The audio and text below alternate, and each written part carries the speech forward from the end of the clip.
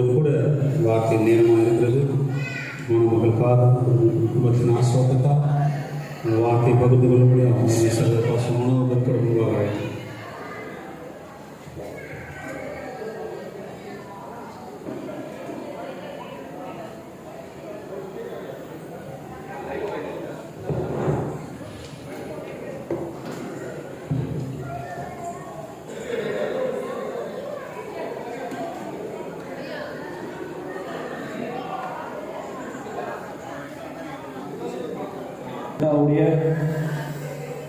பரிசுத்த விவாக வரவேற்புக்கு வந்த ஒவ்வொரு சகோதர சகோதரிகளையும் உறவுகளையும் பரிசுத்தவான்களையும் கர்த்தராகிய இயேசு கிறிஸ்து நாமத்தினால நான் வாழ்த்தி வரவேற்கிறேன்.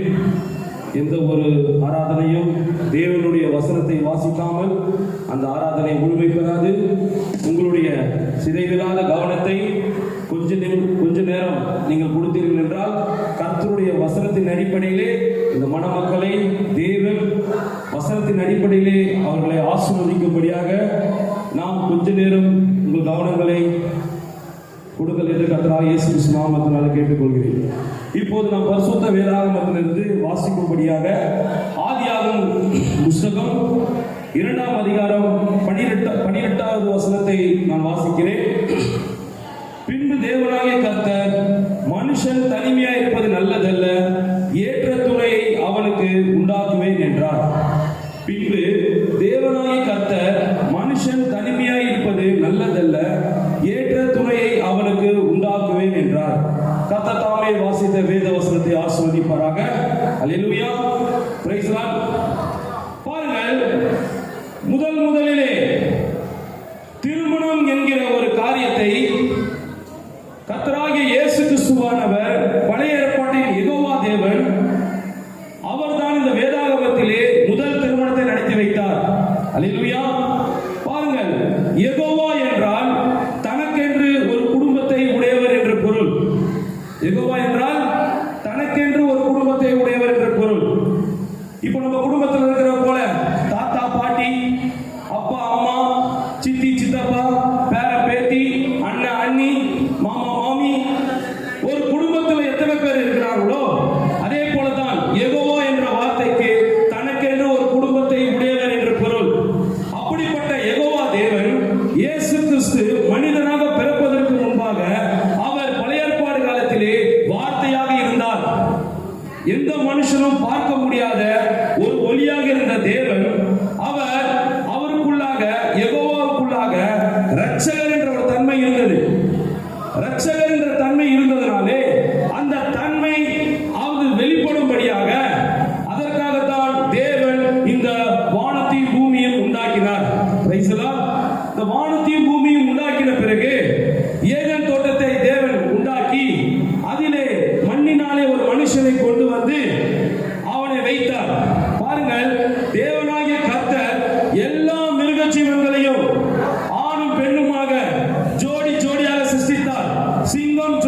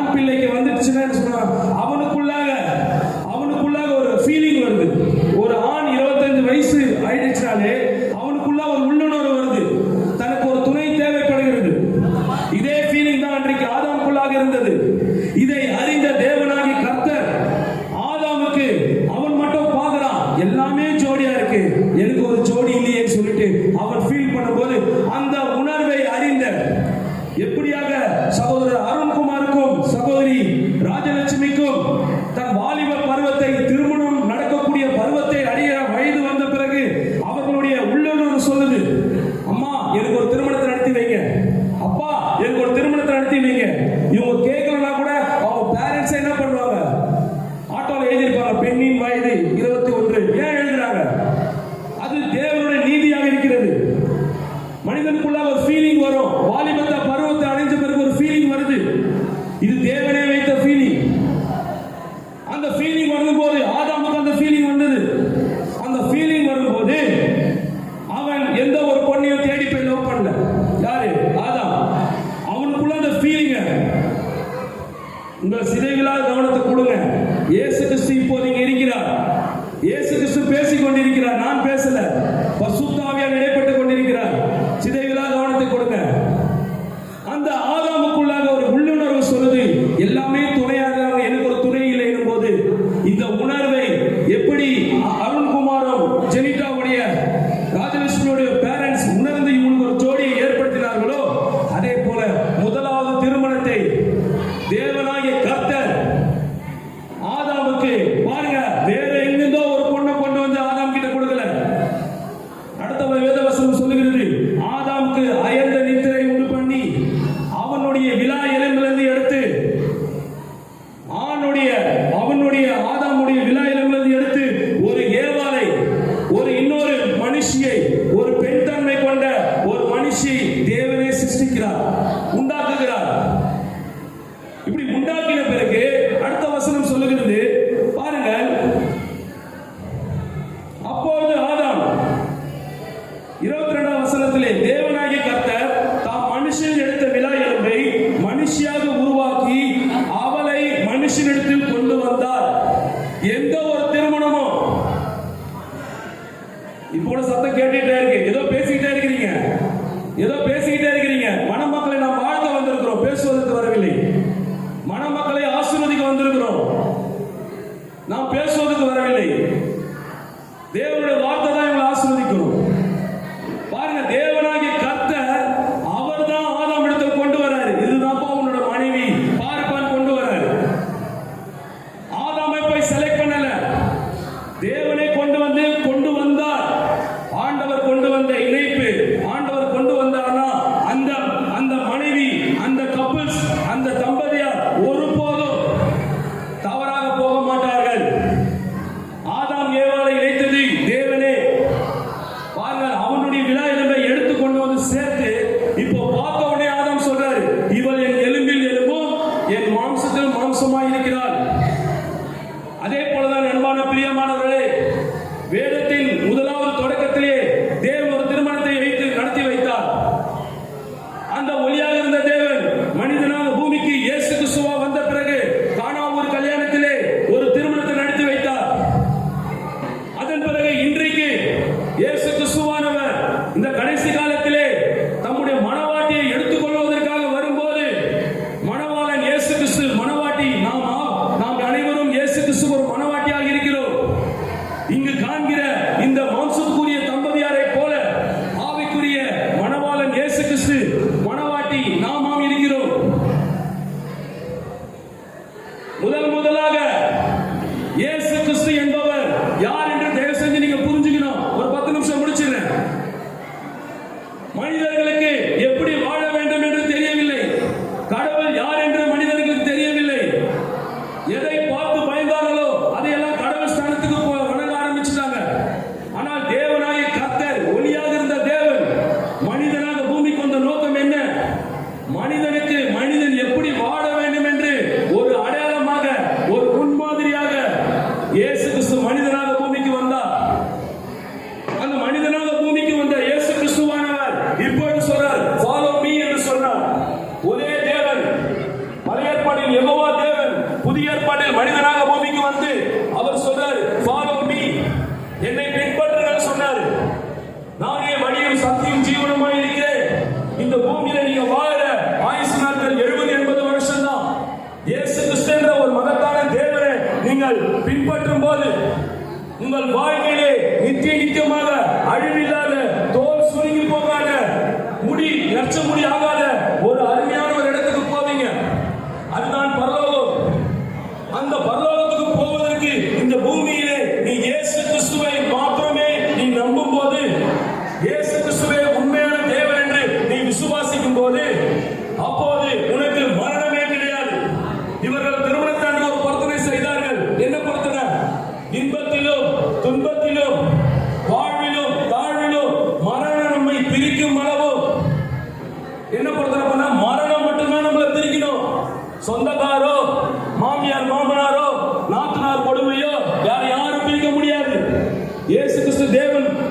சொல்லுகிறார், இது நிமித்தம் புருஷன் தன் தகப்பனின் தாயை விட்டு மனைவியோடு சேர்ந்திருப்பான். அதுக்காக அப்பா அம்மா ஒதுக்கி வச்சுக்கணும்னு வேதம் சொல்லல. தாயின் தகப்பனும் கனம் பண்ணணும். ஆனால் உனக்கென்று ஒரு மனைவி வந்த பிறகு உன்னுடைய இசைவு அது மனைவியோடு தான் இருக்க வேண்டும். எல்லா சூழலிலும் ஆதாம் ஏவாள் தேவனோட ஒரு இணைப்புல, இயேசு கிறிஸ்துவோட ஒரு இணைப்புல இருக்கிற மட்டுமாய் அவர்களுக்கு எந்த ஒரு பிரச்சனையும் வரல. எப்போ ஏவாள் தேவனுடைய சத்தத்துக்கு மீறி, தேவனுடைய வசனத்துக்கு மீறி ஒரு காரியத்தை செய்யும் போது அங்கேதான் குடும்பத்தில் விரிசல் ஏற்படுகிறது. வேதம் சொல்லுகிறது, புருஷர்களே, மனைவிகளே, முதலாவது சொந்த புருஷனுக்கு கர்த்தருக்குள் கீழ்ப்படிகிறது போல உங்கள் சொந்த புருஷனுக்கு கீழ்ப்படியுங்கள். அதே போல கணவருக்கும் சொல்லுது, புருஷர்களே உங்கள் மனைவிடத்தில் அன்பு கூறுங்கள் என்று. நீ தேவனாகிய இயேசு கிறிஸ்துவோட வார்த்தைக்கு ஏவாள் செவி கொடுக்காதனால்தான் அவங்க பாவத்துல போனாங்க. மனுக்குலமே பாவத்தில் விழுந்து போன காரணம் என்ன? எப்போது ஒரு மனிதன் இயேசு கிறிஸ்து வார்த்தைக்கு அவன் விசுவாசிக்கலையோ, இயேசுதான் கடவுள் இல்லை என்று யார் சொல்லுகிறார்களோ அதுதான் பாவம் என்று வேதவசனம் சொல்லுகிறது. ஏவாள் வேதவசனத்தை மறந்து அவள் என்ன பண்ணா? மறுதலித்தாள். அதனால் வந்தது பாவம். இப்போதும் இந்த அருமை தம்பதியார்கள் தேவனுடைய வாசனத்துக்கு, தேவனுடைய வார்த்தைக்கு எல்லாவற்றிலும் கீழ்ப்படிய வேண்டும். மூணாவது மனுஷன் இவங்களுக்கு இயேசு கிறிஸ்து மாத்திரம் தான் இருக்கணும். இயேசு சொல்றார், எங்கே 2-3 பேரை நாமத்தினால கூறுகிறார்களோ அங்கே அவர்கள் நடுவிலே நான் இருக்கிறேன் என்று சொன்னார். இப்போது இவர்கள் 2 பேரா இருக்கிறார்கள். இவங்க நடுவுல குழந்தை வருவதற்கு மட்டுமாய் இயேசு கிறிஸ்து தான் நடுவுல இருக்கணும்.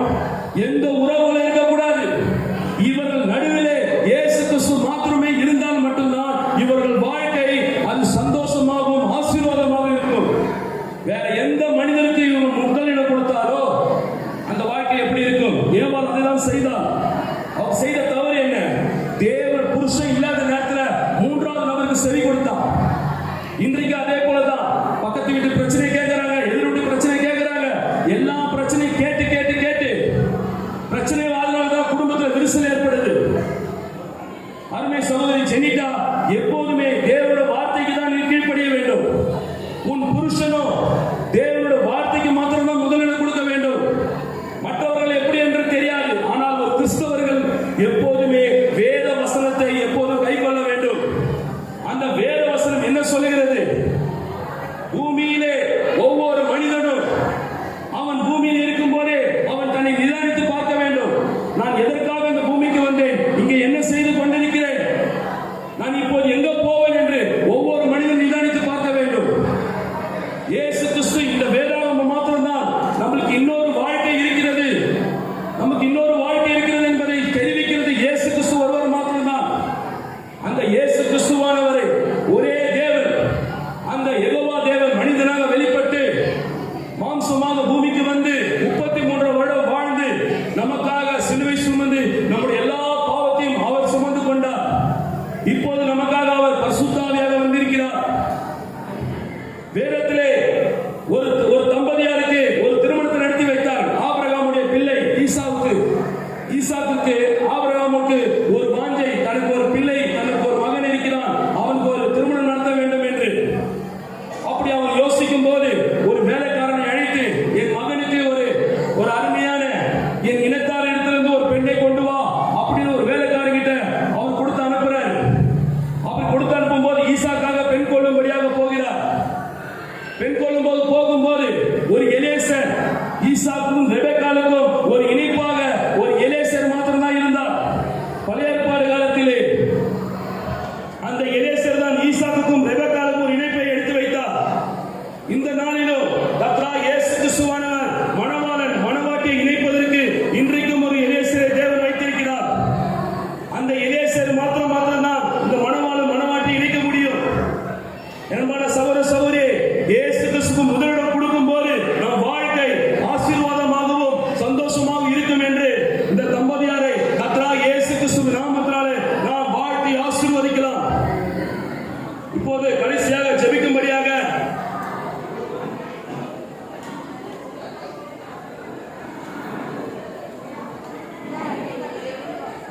கண்களை மூடி ஜெபிப்போம். எங்கள் இரக்கத்தின் ஐஸ்வர்யம் உள்ள தேவனே, நேற்றும் என்றும் மாறாதவரே, இந்த அருமையான திருமண பரிசுத்த ஈவாக வரவேற்பு நிகழ்ச்சியிலே ஆண்டவரே கர்த்தராகிய இயேசு கிறிஸ்து முதலிடமாக வந்து இவர் இந்த பிள்ளைகளை நீர் ஆசீர்வதிக்கும்படியாக நாம் அன்போடு அழைக்கிறோம். கர்த்தராகிய இயேசு கிறிஸ்துவின் நாமத்தினால இந்த அருள்குமார் ஜெரமியாவையும் ராஜலட்சுமி ஜெனிதாவையும் கர்த்தராகிய இயேசு கிறிஸ்து நாமத்தினால வாழ்த்தி ஆசீர்வதிக்கிறோம். வந்த ஒவ்வொருவரும் ஆண்டவரே தேவன் தாமே அவர்களையும் ஆசீர்வதிக்கும்படியாக இயேசுவே மெய்யான தேவன் என்று அறிந்து கொண்டு போகட்டும்.